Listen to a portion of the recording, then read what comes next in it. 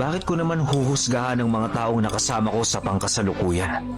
Sa pamamagitan ng kanilang mga nakaraan? Tao lang kami, hindi kami Diyos.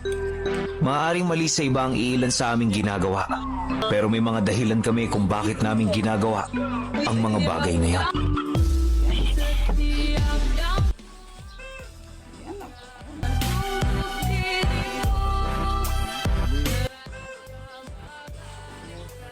Ngayon ko lang nalaman na ang tao pala pag maliit, lalong inaapi, lalong inapakapakan. Kaya sabi ko sa sarili ko, kailangan maging masama rin ako eh. Dahil lahat ng tao ngayon masama. Para mga filtre, ang gusto nila laging gulo. Kaya yun, pati prinsipyo ko, laban sa lahat, kahit anong paraan.